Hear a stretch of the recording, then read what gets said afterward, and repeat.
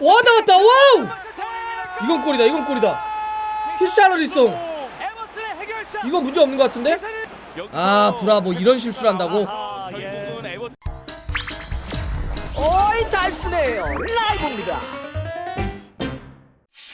자 후토크 들어갑니다. 참 그 보면 시티가 오늘 경기를 잘하다가도 굉장히 이제 위험했던 순간이 한 번 있잖아요.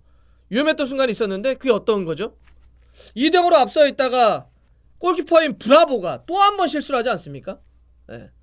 브라보가 실수를 해가지고 빌드업을 하는데 패스를 왜 에버튼 선수에게 줍니까? 네. 에버튼에게 내줘가지고 그게 거기서 히샬리송에게 추격당하는 골을 줬기 때문에 2대1이 됐고 남은 한 25분 동안 그래서 계속 그 약간 좀 쫓기면서 경기를 할 수밖에 없었어요.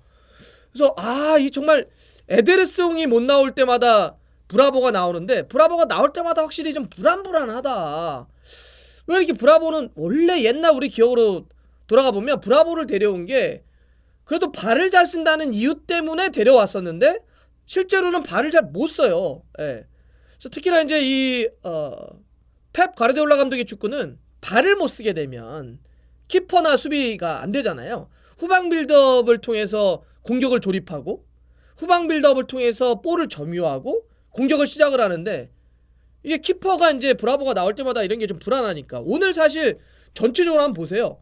슈팅 숫자가 얼마나 차이 났냐면 시티가 16개고요. 에버튼이 7개입니다. 그러면은 차이가 2배 이상 나고 점유율도 65.4 대 34.6% 정도 차이에요. 그러면 굉장히 여러 가지로 큰 차이가 나는데 그럼에도 불구하고 2대1 약간 좀 시티의 신승으로 끝난 건 바로 키퍼의 차이도 있었어요. 키퍼가 오늘 픽포드 에버튼 골키퍼는 세이브를 5개를 했고요. 브라보는 하나 했습니다. 물론 이제 상대 슈팅의 숫자가 다르니까 세이브의 숫자는 다를 수는 있겠지만 우리가 이렇게 아까 그 실수를 통해서 실점을 내줬던 장면을 봤던 것처럼 좀 브라보가 나오면 좀 지금 얘기하신 건 너무 쉽게 실점한다 뭐 이런 느낌을 들고 픽포드는 역시 국가대표팀 골키퍼답게 딱 나오면 좀 이렇게 안정감을 좀 보여준다든지 이런 걸 좀 나타내주고 있죠.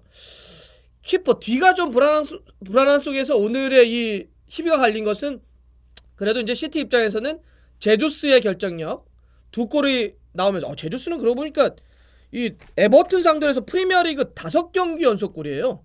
굉장히 좋네요. 굉장히 좋은 이제 그 상대성을 갖고 있는데 이렇게 제주스가 오늘 이렇게 찡그린 표정 대신 화난 표정을 지으면서 에버튼을 상대로 2골을 넣었기 때문에 앞쪽의 결정력으로 이기긴 했지만 시티가 뒤가 역시 불안한 건 좀 여전히 있는 것 같습니다. 오늘은 이제 브라보 키퍼의 그런 모습도 있었는데 근데 큰 틀로 놓고 보면 지금 브라보의 불안은 실제로 보면 시티의 수비 라인의 불안으로도 읽을 수가 있어요. 지금 맨시티가 오늘 경기를 실점을 하면서 어떤 기록이 만들어졌느냐? 지난 시즌 맨시티가 우승을 할 때 38경기 총 실점했던 게 23골입니다. 지난 시즌 총 실점했던 23골을 이번 시즌 21경기를 치르고 넘어섰습니다. 벌써. 수비가 지난 시즌에 비해서 이렇게 놓고 보면 거의 한 반 토막 났다고 봐야죠. 지난 시즌 38라운드 치르면서 실점을 했던 걸 이번 시즌 21경기 실점을 하면서 경기하면서 했던 실점이 더 많아졌어요.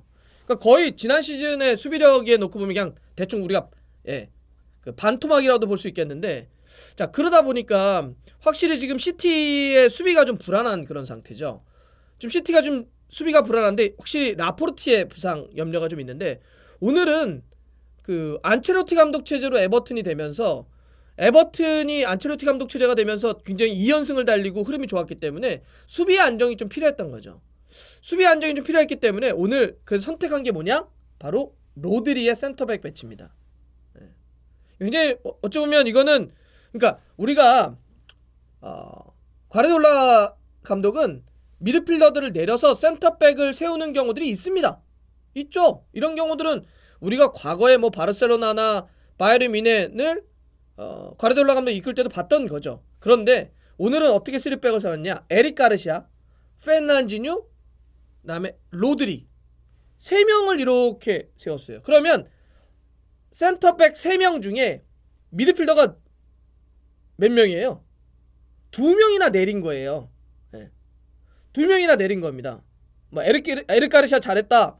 예, 그 얘기를 오늘 뭐 누구 평가하려는 게 아니라 이 포인트를 놓고 보면 가르시아, 페르난지뉴, 로드리 3백 중에 2명이 미드필더예요. 이렇게 동시에 내린 것은 실제로 우리가 쉽게 보는 장면이 아닙니다. 예. 로드리의 지금 옵타에서 지금 나와 있는 오늘 경기 에버튼과의 경기 때 로드리의 히트맵인데 다 보세요. 자, 3백에 서가지고 이쪽에 움직였다는 게 정확하게 나오죠. 예. 자, 로드리를 이렇게 내린 이유가 뭐였을 거냐는 거죠. 그것은 지금 올 시즌 맨시티가 갖고 있는 고민, 그러니까 지금 라포르트 왼발잡이 센터백이 라포르트가 다치다 보니까 후방 쪽에서의 볼 점유, 빌드업, 그다음에 수비 쪽의 어떤 숫자 싸움 이런 게 잘 안 되잖아요. 콤파니의 빈자리도 큰 것 같다 이런 얘기를 하시는데 그런 상태, 뭐 제공권 오케이 좋습니다. 이런 부분들이 다 포함되어 있죠. 왜냐하면 또 오늘 그 칼버트 루인 같은 경우는 시즌 하이, 커리어 하이를 보여주면서 올 시즌 많은 골을 넣고 있었잖아요. 또 어떤 헤딩 능력이 좋고 그러니까 그래서 전체적으로 로드리를 내렸습니다. 저는 이게 오늘 되게 좋은 포인트였다고 봐요. 사실 이렇게 결정하기가 쉽지 않은데 3백이라고 하는 것을 세우는 것도 이렇게 흔치 않은 거였는데 로드리와 페르난지를 동시에 내리고 대신에 케빈 데브라이너와 긴도안을 앞에 세워가지고 이제 플레이를 했었는데 사실 이런 선택을 내기가 별로 어렵거든요.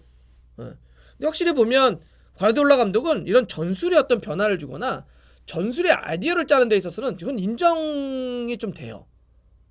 자, 이게 동시에 내려가지고 경기한다는 게 쉽지 않았을 텐데. 예. 오늘 뭐 물론 전체적으로 로테이션을 썼죠. 워커나 스털링이나 아구에로나 베실바나 다실바나 이런 선수들을 좀 쉬게 선발해서 쉬게 하면서 포든이나 뭐 귄도안이나 주앙 칸셀로나 이런 선수들을 약간 로테이션을 쓴 것도 있겠지만 그냥 로드리를 위로 올려서 플레이하는 것이 아니라 지금 최근에 어떤 후방 빌드업이나 이런 문제 때문에 로드리를 센터백으로 내리는 아이디어, 페르난지뉴와 함께 3백을 세우는 이런 아이디어, 이거는 역시 그래도 가르디올라 감독이 굉장히 많은 평가를 받고 있는 그런 이유는 있구나 좀 보였고요. 근데 이런 이제 그 어찌 보면 플랜 B도 아니 거의 플랜 C 정도잖아요. 페르난지뉴와 로드리를 동시에 센터백으로 내려버리는 거는 근데 이제 한숨을 좀 돌릴 수 있을 것 같긴 해요. 뭐 당장은 아니겠지만 라포르트가 돌아온다는 거 아닙니까? 이 경기 앞두고 이제 과르디올라가 얘기했던 게 좀 있으면 뭐 곧 아마 돌아올 것 같다 라포르트가 했으니까 라포르트가 돌아와서 위쪽으로 로드리나 페르난지뉴를 끌어올릴 수 있으면 전반기 때 나타났던 맨시티가 조금 어려움을 좀 극복할 수는 있겠죠. 예.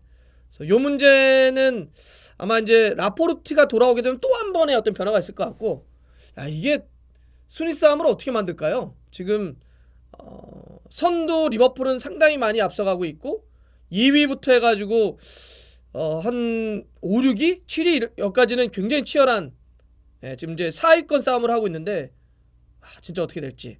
시티가 혹시 마지막에 뭐 한번 다시 한번 확 흔들어 놓을 수 있는 게 있을지 요거 한번 지켜보겠습니다. 오늘 로드리의 아이디어는 재밌네요. 네. 자, 좋아요, 구독 걸립니다. 오이 알람 들어갔어요.